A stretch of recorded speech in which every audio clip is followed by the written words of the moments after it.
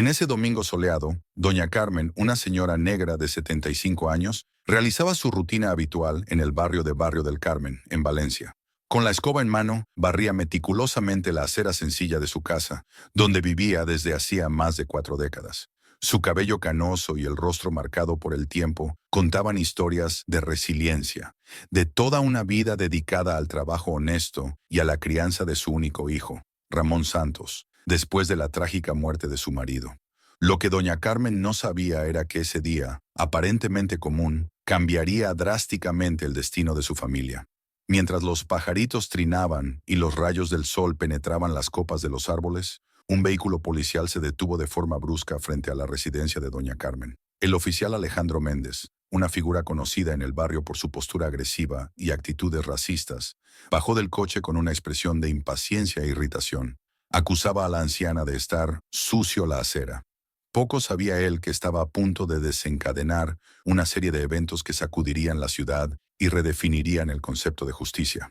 La tensión en la calle aumentó cuando Méndez comenzó a levantar la voz, atrayendo la atención de algunos vecinos. Sin importarle las consecuencias de sus acciones, cometió un acto de pura humillación. Ordenó a doña Carmen que se arrodillara y besara su bota, mientras reía cruelmente y profería insultos. El escenario era grotesco. Los ojos de la anciana, llenos de lágrimas, reflejaban el dolor de una dignidad destrozada ante un público impotente. Antes de continuar, quiero saber tu opinión. ¿Qué harías si fueras uno de los vecinos de doña Carmen? Deja tu comentario aquí abajo y vamos a hablar sobre cómo actuar en situaciones como esta. La escena fue registrada por cámaras de seguridad y teléfonos móviles de los vecinos, que paralizados por el miedo a represalias, solo observaban en silencio. Pero el oficial no tenía idea de quién era el hijo de esa mujer. El doctor Ramón Santos, un juez federal ampliamente respetado, estaba en su oficina cuando recibió el video que mostraba a su madre siendo ultrajada. Al ver la escena, sintió una mezcla de dolor y furia que nunca había experimentado en sus 20 años de carrera. Ramón, conocido por su serenidad e imparcialidad, se sintió atrapado en un dilema ético. Como magistrado sabía que el sistema judicial a menudo era lento e insuficiente para manejar casos como ese. Pero, como hijo, su alma clamaba por justicia o algo más. Alejandro Méndez comenzó a ser acosado por sucesos inexplicables. Su reputación cayó en picada cuando resurgieron misteriosamente denuncias antiguas en su contra, acompañadas de nuevas pruebas contundentes. Su vida, antes protegida por la impunidad, comenzó a desmoronarse. Algunos lo llamaron karma, otros creían que era la mano invisible de la justicia divina. Sin embargo, aquellos más atentos sabían que había algo más grande detrás de los sucesos. Ramón, con su vasta experiencia en el sistema judicial, utilizó cada brecha, cada detalle, para asegurarse de que el responsable del sufrimiento de su madre enfrentara las consecuencias. Operaba con precisión quirúrgica, moviendo piezas en el tablero como un maestro estratega. Su determinación reveló una faceta de sí mismo que ni él sabía que existía. La historia de doña Carmen y su hijo trascendió la esfera personal, convirtiéndose en un símbolo de lucha contra la injusticia. Resonó en charlas, en redes sociales y en los pasillos de los tribunales. Ramón no solo vengó a su madre, sino que también expuso las fallas de un sistema que permitía que hombres como Alejandro Méndez actuaran sin castigo. Esta saga reveló que, cuando una madre es humillada, un hijo puede transformar su dolor en una fuerza capaz de cambiar el destino de muchos. Después de todo, ¿hasta dónde iría alguien para defender el honor de quien le dio la vida? Doña Carmen tenía una fuerza que solo quien ha enfrentado una vida de desafíos conoce. Durante décadas trabajó como empleada doméstica, dedicándose por completo al sueño de dar a su hijo una educación que ella nunca tuvo. Incluso después de que Ramón se convirtió en un juez federal respetado, insistía en vivir de manera modesta en la casa sencilla de Barrio del Carmen, fiel a sus valores. Hijo, la dignidad de uno está en el trabajo honesto, solía decir con frecuencia, mientras sus ojos brillaban de orgullo. Conocida por su corazón generoso, doña Carmen era adorada en el vecindario, especialmente por los niños, que esperaban ansiosos los dulces que ella preparaba en ocasiones especiales. Sin embargo, en contraste con la serenidad de doña Carmen, Alejandro Méndez era el retrato del abuso de poder. A los 38 años, acumulaba un historial sombrío en la corporación. 3 procesos administrativos por abuso de autoridad, todos archivados por influencias de su padre, un delegado poderoso. La reputación de Méndez hacía que sus compañeros lo temieran, y los residentes evitaban cruzarse en su camino. Era la personificación de la impunidad, un hombre que se sentía intocable. Pero en ese fatídico día encontró a la persona equivocada para humillar.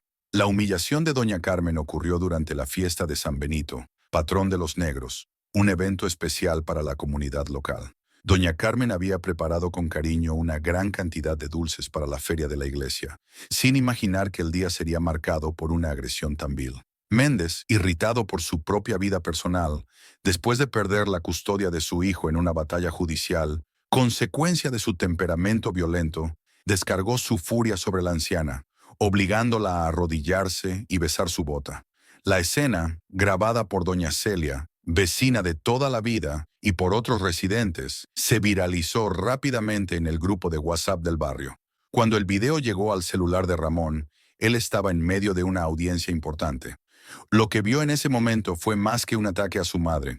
Fue una afrenta a la propia justicia que él había dedicado su vida a defender. Por primera vez en años, Ramón sintió que el sistema que tanto protegía fallaba directamente con alguien que amaba. En los días siguientes, doña Carmen se sumió en un profundo silencio. El brillo en sus ojos fue reemplazado por una mirada vacía y temerosa. Sus manos, que antes producían dulces perfectos, temblaban incesantemente. Ramón, impotente ante el sufrimiento de su madre, comenzó a trazar un plan meticuloso. Sabía que los engranajes del sistema judicial eran demasiado lentos para manejar casos como ese, pero su experiencia le había enseñado dónde estaban las fallas y cómo explotarlas a su favor. El primer paso fue inundar las auditorías de la policía con denuncias anónimas contra Méndez, rescatando casos antiguos que habían sido archivados bajo circunstancias sospechosas. Ramón sabía que el volumen de quejas generaría atención, y la atención traería presión. Mientras tanto, usaba sus contactos en la corregiduría para, accidentalmente, desenterrar procesos olvidados. Poco a poco, comenzó a aparecer un historial completo de abusos, extorsiones y racismo en los registros oficiales. Méndez, que siempre se sintió protegido por la influencia de su padre, empezó a notar que algo estaba cambiando. La citación a la corregiduría llegó como un golpe inesperado. Cuando entró en la sala, se encontró con una pila de procesos reabiertos sobre la mesa. Por primera vez, ni siquiera su padre pudo silenciar las acusaciones. Ramón, de manera calculada, había distribuido las denuncias entre varios departamentos, haciendo imposible callarlas de una sola vez. Paralelamente, Ramón comenzó a seguir los rastros financieros de Méndez. El juez descubrió cuentas a nombre de testaferros, sobornos recibidos de comerciantes locales y una red de corrupción que iba mucho más allá de Méndez, involucrando a otros policías y figuras influyentes. Pero el golpe más duro vino cuando Ramón encontró pruebas de que el padre de Méndez, el delegado Paulo Méndez, había falsificado pruebas en un caso de homicidio. Un hombre inocente fue condenado injustamente y murió en prisión, mientras que el verdadero culpable, un político de alto rango, seguía libre. La presión sobre Méndez alcanzó su límite cuando, desesperado, intentó intimidar nuevamente a doña Carmen. Condujo hasta su casa una noche, pero fue recibido por dos oficiales de justicia que casualmente estaban recogiendo testimonios de los residentes sobre abusos policiales. El mensaje fue claro: ya no estaba sola. Cuando Méndez, en un acto de desesperación, amenazó a Ramón por teléfono, el juez simplemente escuchó con calma.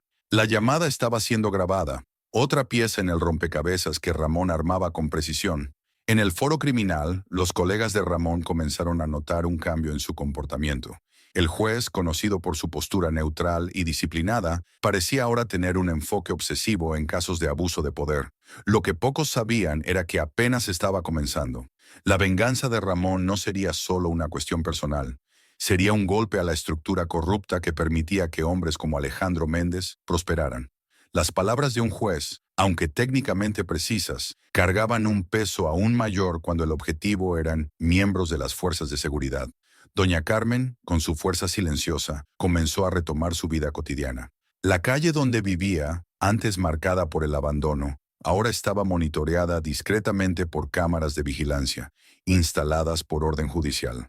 Ramón, siempre meticuloso, implementó esta medida para proteger a los testigos y documentar cualquier movimiento sospechoso de Méndez o sus aliados. Las grabaciones se convirtieron en un arma poderosa, registrando cada paso de la red de corrupción que sostenía al delegado y su hijo.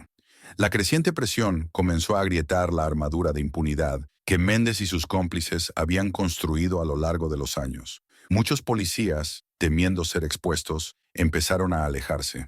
Por primera vez en su carrera, el delegado Paulo Méndez se sintió incapaz de proteger a su hijo, mientras la muralla de protección que los rodeaba comenzaba a desmoronarse.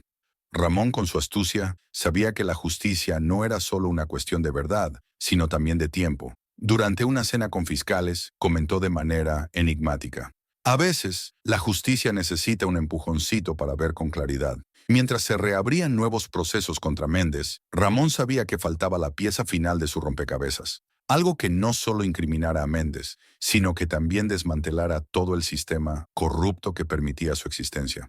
El descubrimiento surgió en su investigación más detallada. Desveló una conexión perturbadora. Alejandro Méndez no actuaba solo. Existía un grupo secreto de policías autodenominado Escuadrón de la Limpieza. Se reunían en un bar discreto en la periferia, donde, a la sombra de las mesas, tramaban esquemas de extorsión y violencia dirigidos a las comunidades más vulnerables, especialmente contra personas negras y ancianas. Las pruebas no solo confirmaban la existencia del grupo, sino que también revelaban un nombre de peso: Joaquim Torres, un empresario influyente que financiaba las operaciones a cambio de protección especial para sus negocios. Torres era conocido por expulsar a familias humildes de sus casas para erigir construcciones lujosas, siempre con el respaldo de policías corruptos. El destino irónico llevó a este mismo hombre a ser blanco de procesos que estaban bajo la jurisdicción de Ramón. La ironía no pasó desapercibida para el juez, quien utilizó esta conexión para profundizar sus investigaciones. Mientras tanto, doña Carmen, con su generosidad natural, transformaba su casa en un refugio para otras víctimas. Mujeres mayores, en su mayoría negras, compartían sus historias de sufrimiento y humillación. Su patio trasero, antes un símbolo de dolor, se convirtió en un punto de encuentro para aquellas que buscaban fuerza y esperanza. Hijo, cada historia que escucho me rompe el corazón, le confesó a Ramón. Pero ahora esas mujeres encontraban el valor para luchar. Ramón silenciosamente documentaba cada testimonio, sabiendo que esas voces serían cruciales para desmontar la red de corrupción. En el foro, Clara, una joven escribiente dedicada, comenzó a notar un patrón inquietante en los casos relacionados con el Escuadrón de la Limpieza. Archivos inexplicablemente cerrados, desaparición de pruebas y cambios abruptos en testimonios despertaron su curiosidad. Esta búsqueda de la verdad casi le costó caro a la joven, quien fue abordada por policías una noche. Afortunadamente, la llegada fortuita de una patrulla de asuntos internos la salvó. Sintiendo que el cerco se cerraba, Paulo Méndez intentó una maniobra desesperada. Propuso a Ramón un acuerdo: archivar el caso de doña Carmen y garantizar una jubilación honrosa, siempre y cuando las investigaciones cesaran. Sin embargo, el delegado no sabía que sus palabras estaban siendo grabadas, sumando más pruebas a la pila de evidencias que el juez acumulaba. Mientras tanto, Alejandro Méndez, asfixiado por la presión, se hundía en la desesperación. En una noche de borrachera, confesó a un colega detalles de un asesinato no resuelto de hace 5 años, sin imaginar que el oyente colaboraba en secreto con Ramón. Entre bastidores se desarrollaba una guerra silenciosa. Jueces conservadores, alineados con el antiguo orden, intentaban frenar las investigaciones. Pero Ramón había consolidado una reputación tan firme que atacarlo públicamente sería un suicidio político. La tensión alcanzó su punto máximo cuando doña Carmen encontró fotos suyas siendo seguida, un intento claro de intimidación. No obstante, las cámaras instaladas por Ramón captaron el momento exacto en que un miembro del escuadrón entregaba el sobre.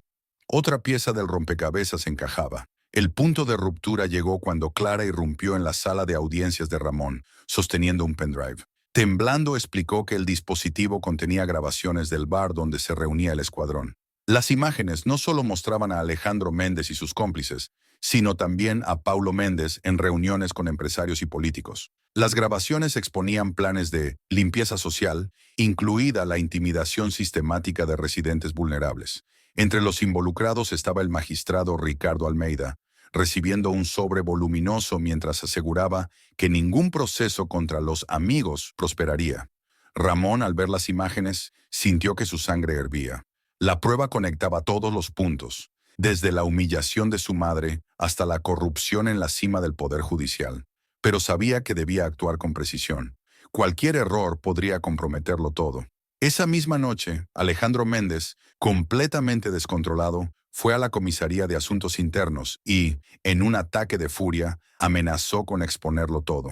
Su confesión involuntaria, captada por cámaras y micrófonos instalados por orden judicial, se convirtió en la pieza final del caso.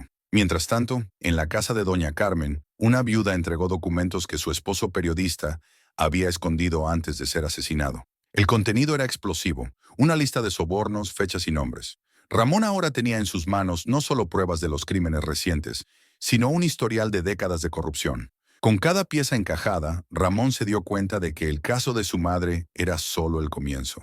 Estaba a punto de exponer un sistema podrido, demostrando que la verdad, aunque tardía, es inevitable. Alejandro Méndez había recibido órdenes claras de establecer un ejemplo contundente en esa calle en particular. ¿El motivo? Un creciente interés de los inversores en la zona. Transformar la humillación pública de residentes mayores en una herramienta de intimidación era parte de una estrategia cruel para presionar a las familias a vender sus casas por precios irrisorios. Ramón, en el silencio de su despacho, observaba la foto de su madre sobre la mesa. La imagen de doña Carmen parecía cobrar vida, alimentando su determinación. Lo que inicialmente había sido una búsqueda de justicia personal se había expandido, transformándose en una cruzada contra décadas de abusos e injusticias crónicas. Ya no se trataba solo de ella. Ramón ahora enfrentaba a un sistema opresor que durante años había silenciado a los más vulnerables. Con una montaña de pruebas meticulosamente recopiladas, sabía que había llegado el momento de ejecutar el jaque mate. Pero Ramón no confiaba en los caminos tradicionales de la justicia, los mismos que tantas veces habían fallado a las víctimas. Ellos creen dominar el juego, murmuró para sí mismo mientras organizaba los papeles, pero jamás imaginaron que sus propias reglas serían usadas contra ellos. Entonces, sujetando el teléfono con firmeza, hizo una llamada que pondría en marcha la etapa final de su plan. Una estrategia tan audaz que ni Clara, su confidente, ni su madre podrían anticipar. Cuando amaneció al día siguiente, Valencia fue testigo de una operación policial de proporciones inéditas. Patrullas de la Policía Federal, en coordinación con Asuntos Internos, avanzaron en una ofensiva coordinada. Residencias lujosas, oficinas sofisticadas y comisarías fueron objetivos simultáneos. Alejandro Méndez fue sorprendido aún en pijama, mientras que su padre, el delegado Paulo Méndez, fue detenido en pleno horario laboral en la sede de la Policía Civil. La operación, bautizada como Operación Limpieza, no dejó a nadie fuera. Joaquín Torres, un empresario poderoso acostumbrado al lujo, fue esposado frente a las cámaras, su figura imponente reducida a la vergüenza pública. Ricardo Almeida, un magistrado que creía estar por encima de la ley, fue sorprendido en su casa de playa. Intentó escapar por la parte trasera, pero los agentes ya lo esperaban. La escena era tan cinematográfica como simbólica. Ramón seguía cada detalle por televisión desde su despacho. La mezcla de alivio y tensión era evidente en su expresión. La llamada hecha la noche anterior había sido dirigida a un fiscal federal de su más absoluta confianza. Era él quien ahora tenía en sus manos el expediente elaborado tras meses de investigaciones cuidadosas. La urgencia de la operación no era una coincidencia. Garantizar que no se destruyeran pruebas y que los sospechosos no escaparan era crucial. Mientras tanto, en las calles del barrio del Carmen y otros barrios marginados, la población celebraba espontáneamente. Banderas improvisadas y carteles con la imagen de doña Carmen llenaban los escenarios. Aquella mujer que había enfrentado al sistema con resiliencia se había convertido en el rostro de la resistencia contra la brutalidad policial. En los pasillos del juzgado, el ambiente era de asombro. Miradas perplejas seguían a Ramón, admiradas y temerosas. Se había atrevido a enfrentarse a un sistema profundamente arraigado en la corrupción. Para algunos era un héroe, para otros una amenaza. Los jueces más conservadores ya susurraban sobre represalias, mientras que Clara, la escribiente, se convertía en una pieza clave en el desarrollo de los eventos. Su testimonio, detallado y preciso, reveló patrones de archivamiento sospechoso, confirmando las pruebas recopiladas. Alejandro Méndez, confrontado con grabaciones incriminatorias, no soportó la presión. En la sala de interrogatorios se derrumbó. Comenzó a delatar a sus cómplices y a confesar crímenes que ni siquiera estaban en el radar de las investigaciones. Mientras tanto, Paulo Méndez guardaba silencio, creyendo que sus influencias políticas serían suficientes para liberarlo. Lo que no sabía era que muchos de sus aliados ya negociaban delaciones, dejándolo cada vez más aislado. Doña Carmen, rodeada de periodistas frente a su casa, mantuvo su dignidad inquebrantable. Solo quiero que se haga justicia, no solo por mí, sino por todos los que sufrieron en silencio, declaró con la voz entrecortada pero firme. Con el paso de los días, nuevas capas de corrupción salieron a la luz. Esquemas de sobornos, ejecuciones ordenadas y manipulación de pruebas pintaban un panorama sombrío. Lo que había comenzado con la humillación de una mujer negra estaba desvelando décadas de prácticas criminales institucionalizadas. Ramón, caminando por los pasillos del juzgado, sentía las miradas de adversarios poderosos. Sabía que había hecho enemigos formidables y que las represalias eran inevitables. Al llegar a casa una noche, encontró un sobre anónimo. Dentro, una sola hoja con el mensaje: puedes haber ganado una batalla, pero la guerra apenas comienza. Apoyado en la ventana, contempló la ciudad inquieta. Reflexionó sobre el costo de su lucha por la justicia y se preguntó si estaría preparado para las consecuencias que aún estaban por venir. En una noche tranquila, solo en su apartamento, Ramón se sumió en una crisis interna. La pregunta que lo atormentaba era cruel e insistente. ¿Me habré convertido en aquello que siempre juré combatir? Su mente divagaba, recordando cada decisión tomada en los últimos meses. La línea entre justicia y venganza parecía desdibujarse, como si una niebla oscureciera lo que antes parecía claro. Era una sensación desconcertante, como si estuviera perdiendo la capacidad de distinguir entre lo correcto y lo incorrecto. Cuando amaneció al día siguiente, Valencia fue testigo de una operación policial de proporciones inéditas. Patrullas de la Policía Federal, en coordinación con asuntos internos, avanzaron en una ofensiva coordinada. Residencias lujosas, oficinas sofisticadas y comisarías fueron objetivos simultáneos. Alejandro Méndez fue sorprendido aún en pijama, mientras que su padre, el delegado Paulo Méndez, fue detenido en pleno horario laboral en la sede de la Policía Civil. La operación, bautizada como Operación Limpieza, no dejó a nadie fuera. Joaquín Torres, un empresario poderoso acostumbrado al lujo, fue esposado frente a las cámaras, su figura imponente reducida a la vergüenza pública. Ricardo Almeida, un magistrado que creía estar por encima de la ley, fue sorprendido en su casa de playa. Intentó escapar por la parte trasera, pero los agentes ya lo esperaban. La escena era tan cinematográfica como simbólica. Ramón seguía cada detalle por televisión desde su despacho. La mezcla de alivio y tensión era evidente en su expresión.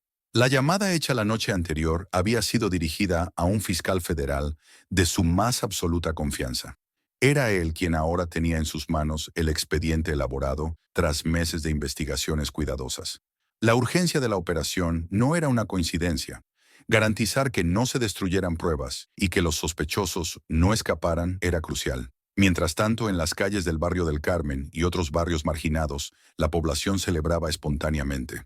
Banderas improvisadas y carteles con la imagen de Doña Carmen llenaban los escenarios. Aquella mujer que había enfrentado al sistema con resiliencia se había convertido en el rostro de la resistencia contra la brutalidad policial. En los pasillos del juzgado, el ambiente era de asombro. Miradas perplejas seguían a Ramón, admiradas y temerosas. Se había atrevido a enfrentarse a un sistema profundamente arraigado en la corrupción. Para algunos era un héroe, para otros una amenaza. Los jueces más conservadores ya susurraban sobre represalias, mientras que Clara, la escribiente, se convertía en una pieza clave en el desarrollo de los eventos. Su testimonio, detallado y preciso, reveló patrones de archivamiento sospechoso, confirmando las pruebas recopiladas. Alejandro Méndez, confrontado con grabaciones incriminatorias, no soportó la presión. En la sala de interrogatorios se derrumbó. Comenzó a delatar a sus cómplices y a confesar crímenes que ni siquiera estaban en el radar de las investigaciones. Mientras tanto, Paulo Méndez guardaba silencio, creyendo que sus influencias políticas serían suficientes para liberarlo. Lo que no sabía era que muchos de sus aliados ya negociaban delaciones, dejándolo cada vez más aislado. Doña Carmen, rodeada de periodistas frente a su casa, mantuvo su dignidad inquebrantable. Solo quiero que se haga justicia, no solo por mí, sino por todos los que sufrieron en silencio, declaró con la voz entrecortada pero firme. Con el paso de los días, Nuevas capas de corrupción salieron a la luz. Esquemas de sobornos, ejecuciones ordenadas y manipulación de pruebas pintaban un panorama sombrío. Lo que había comenzado con la humillación de una mujer negra estaba desvelando décadas de prácticas criminales institucionalizadas. Ramón, caminando por los pasillos del juzgado, sentía las miradas de adversarios poderosos. Sabía que había hecho enemigos formidables y que las represalias eran inevitables. Al llegar a casa una noche, encontró un sobre anónimo. Dentro, una sola hoja con el mensaje: puedes haber ganado una batalla, pero la guerra apenas comienza. Apoyado en la ventana, contempló la ciudad inquieta. Reflexionó sobre el costo de su lucha por la justicia y se preguntó si estaría preparado para las consecuencias que aún estaban por venir. En una noche tranquila, solo en su apartamento, Ramón se sumió en una crisis interna. La pregunta que lo atormentaba era cruel e insistente. ¿Me habré convertido en aquello que siempre juré combatir? Su mente divagaba, recordando cada decisión tomada en los últimos meses. La línea entre justicia y venganza parecía desdibujarse, como si una niebla oscureciera lo que antes parecía claro. Era una sensación desconcertante, como si estuviera perdiendo la capacidad de distinguir entre lo correcto y lo incorrecto. Al salir del auditorio, bajo aplausos, Ramón sintió que finalmente había encontrado el equilibrio entre el juez que era y el hijo que buscaba venganza. Su viaje de crecimiento personal y profesional estaba lejos de terminar, pero ahora tenía claridad sobre su propósito. No solo impartir justicia, sino inspirar a otros a luchar por un mundo más justo. 2 años después de la operación Manos Limpias, Valencia parecía vivir una calma temporal. Las reformas propuestas por Ramón comenzaban a implementarse y la confianza en las instituciones estaba siendo restaurada. Sin embargo, bajo la superficie, fuerzas poderosas se preparaban para un nuevo ataque. Ramón, ahora promovido a magistrado, sabía que la corrupción, como una hidra, siempre encontraría una manera de regenerarse. Las sospechas de Ramón se confirmaron cuando Clara, ahora estudiante de Derecho en prácticas, le llevó información alarmante. «Doctor Ramón, creo que encontré algo grande», dijo, entregándole un pendrive que contenía correos electrónicos cifrados entre políticos y jueces que habían quedado fuera de la operación. Estaban tramando algo aún más profundo, que involucraba la manipulación de un gran juicio en el Tribunal de Justicia, lo cual podría resultar en la liberación de varios criminales de la operación Manos Limpias, incluyendo a Alejandro Méndez. Paralelamente, doña Carmen percibió cambios inquietantes en su barrio. Autos desconocidos comenzaron a circular con frecuencia, y algunos vecinos informaron haber sido abordados por personas ofreciendo grandes sumas por sus casas. El plan de gentrificación forzada, que ella había enfrentado en el pasado, ahora resurgía, disfrazado de una manera más sutil e insidiosa. Ramón sabía que había llegado el momento de actuar, pero también era consciente de que sus enemigos esperaban un error. Cualquier movimiento precipitado podría ser usado en su contra, acusándolo de abuso de poder o persecución. Necesitaba ser estratégico, meticuloso, para que nada pudiera ser cuestionado. Con un equipo de confianza que incluía a Clara y jueces aliados, Ramón trazó un plan detallado. La estrategia implicaba una combinación de investigaciones legales, presión pública y maniobras jurídicas inteligentes. La operación debía ejecutarse antes del gran juicio, pero sin alertar a los conspiradores. Doña Carmen y su asociación, por su parte, se movilizaban para proteger el barrio. Organizaron vigilias, documentaron los acercamientos sospechosos y buscaron apoyo político para presionar por una investigación sobre las ofertas de compra de las casas. En la víspera del gran enfrentamiento, Ramón tuvo una conversación con su madre. «Mamá, mañana enfrentaremos algo grande. Podría ser peligroso. Tal vez sería mejor que te quedaras con algún familiar». Doña Carmen, mirándolo con orgullo y un toque de preocupación, respondió: «Hijo, no huí cuando me humillaron. No voy a huir ahora. Nuestra lucha está aquí y la enfrentaremos juntos». Esa noche, mientras la ciudad dormía, Ramón revisó cada detalle del plan. El gran día estaba cerca, el momento en que todo lo que había defendido sería puesto a prueba. Cuando amaneció, Valencia estaba en suspenso. En el Tribunal de Justicia, el juicio que podría liberar a los criminales de la operación Manos Limpias estaba a punto de comenzar. Entre bastidores, Ramón y su equipo se preparaban para ejecutar su plan. La sesión comenzó con el público abarrotado. Periodistas, activistas y ciudadanos comunes esperaban ansiosos. Ramón, sentado entre los magistrados, mantenía un semblante sereno, pero por dentro la tormenta no cesaba. El momento crítico llegó cuando el abogado defensor, conocido por sus conexiones dudosas, presentó nuevas pruebas que supuestamente exoneraban a los acusados. Ramón estaba en el centro del tribunal, la tensión era palpable, pero sabía que ese era el momento decisivo. Cuando el abogado defensor comenzó a exponer las nuevas evidencias para intentar revertir el caso, Ramón se levantó lentamente, con los ojos fijos en el juez, y pidió permiso para intervenir. Señoría, antes de que estas pruebas sean evaluadas, me gustaría presentar una cuestión de orden, dijo con voz firme, mientras todas las miradas se dirigían hacia él. Sin esperar respuesta, Ramón deslizó un dossier meticulosamente organizado sobre la mesa. Lo abrió y comenzó a revelar una serie de documentos, grabaciones secretas, correos electrónicos cifrados y testimonios de fuentes anónimas que detallaban cómo las pruebas presentadas por la defensa habían sido falsificadas. El tribunal se estremeció con la revelación. El abogado defensor, visiblemente desconcertado, intentó protestar, pero Ramón, con una calma imperturbable, respondió: estas pruebas fueron obtenidas de manera legal y ya están bajo la supervisión del Ministerio Público Federal, declaró, con la autoridad de quien conoce la verdad en cada palabra que dice. La sala se llenó de murmullos, y en un movimiento coordinado, agentes de la Policía Federal irrumpieron en oficinas y residencias por toda la ciudad. Se confiscaron documentos y varias figuras clave del esquema de corrupción fueron detenidas. Entre los detenidos, 3 jueces, figuras destacadas del propio Tribunal de Justicia, fueron sorprendidos recibiendo sobornos. Mientras tanto, en el barrio del Carmen, doña Carmen lideraba una manifestación pacífica frente a la Asociación de Vecinos, apoyando a su comunidad en la lucha contra la opresión. Pero la paz no duraría mucho. Coches lujosos llegaron al lugar y hombres de traje intentaron intimidar a los manifestantes. Sin embargo, en un golpe de suerte para doña Carmen y sus aliados, las cámaras de televisión llegaron en el momento justo, transmitiendo en vivo el intento de coacción y exponiendo aún más el esquema de corrupción en acción. Mientras tanto, en el tribunal, el ambiente era tenso. El presidente de la sesión, completamente desorientado y atónito, intentaba mantener el orden, pero el caos ya estaba instalado.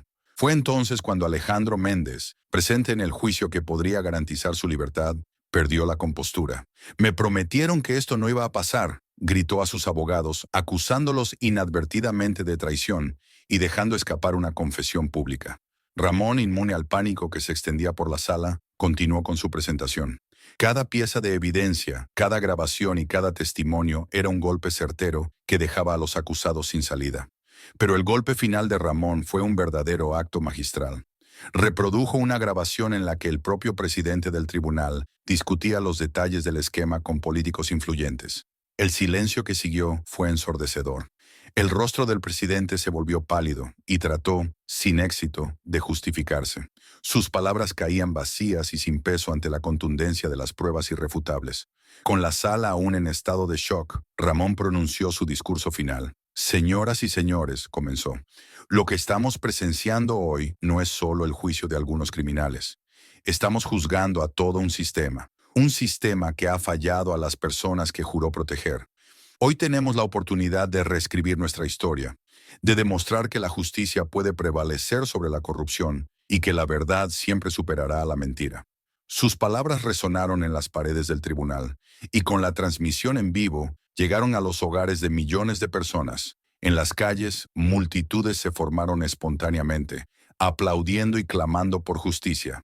El presidente del tribunal, al darse cuenta de que no había escapatoria, anunció con voz temblorosa la suspensión de la sesión. Todos los casos relacionados serán revisados y se llevará a cabo una investigación completa. Se dio la orden, y pronto la policía entró para escoltar a los acusados, incluyendo a figuras de alto nivel del Poder Judicial.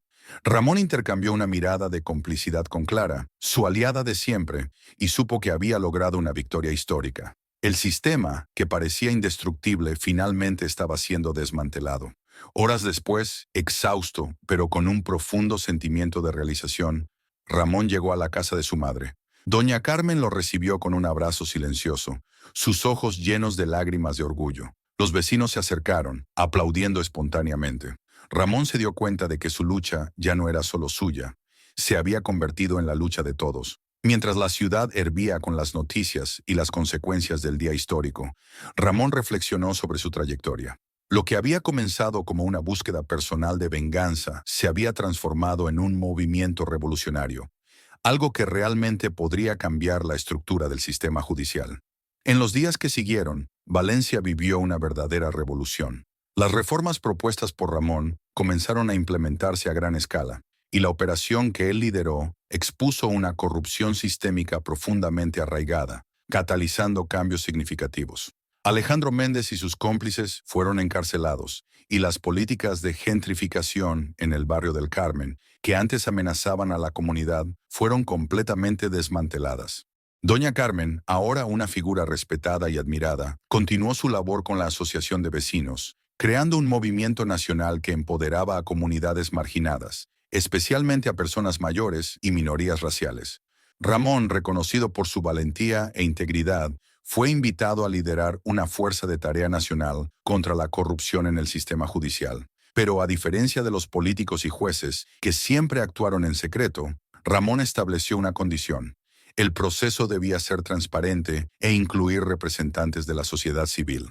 Clara, su fiel aliada, se graduó en Derecho con honores y dedicó su carrera a la Defensoría Pública, continuando el legado de justicia social iniciado por Ramón.